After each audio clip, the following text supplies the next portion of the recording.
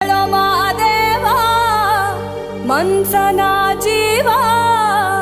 ನೀ ನುಡಿಸಿ ಆಡಕ ಢಮರು ಆಗ್ಯಾವ ಯಾಕ ಶಿವಲಿಂಗ ನಡೆಸುತ್ತಿ ಹಿಂಗ